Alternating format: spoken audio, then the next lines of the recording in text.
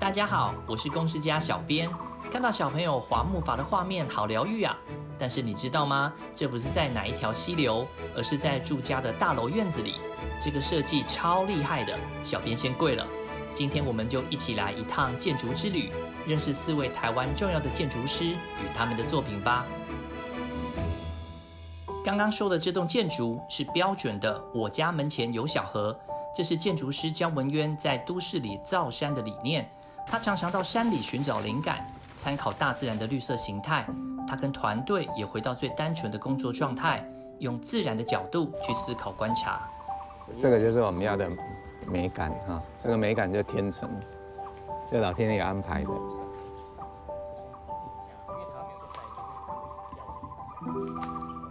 园林景观大概不会用的，那他们会觉得哇，怎么这么野哈？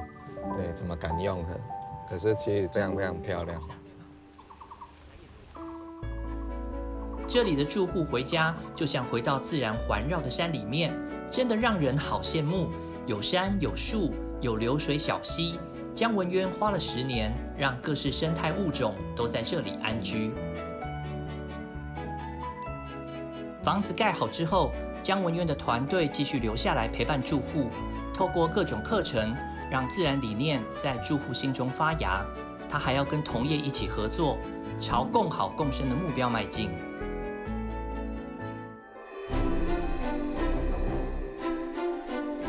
台湾街头巷尾有许多住商混合的区域，有没有发现，在这里有一座教堂，完全没有违和感，安安静静融合在周围的环境里面，同时又保有强烈的建筑特色。走进教堂，也发现建筑本身的设计是逐步登高，进入心灵层次，有一种跟上帝对话的含义。这是建筑师廖伟立用建筑跟当地民众展开的另类对话，是一个融合了记忆与心灵的作品。他小时候常常就在这边玩弹珠啊、打牌啊、吹橡皮筋啊。这2头狮子是小时候我常常游玩的地方，也常常有时候就坐骑在这里。我觉得过去跟现在跟未来其实都很重要，我们可以很进步，但是那些很多有质感的东西又不会消失。我觉得这是我在我的建筑里头也企图表达的一部分。常见的桥梁在廖伟立的设计下，也突破了只有穿梭动线的功能。乡间绿廊道、都市的天桥，都成为空中游龙，看尽过往人潮的喜怒哀乐，同时又具有在地感与设计感，真的看得出功力不凡呐。接着来到好山好水的宜兰，车站前的丢丢党森林，可能是许多外地人对宜兰的重要印象。建筑师黄申远与田中央团队，在许多作品中都加入了天际棚架。在多雨的宜兰，这个设计想法增加了活动空间，让空间变大，而且可以共享。不管是人与土地互动，或是人与人互动，都增加了更多机会。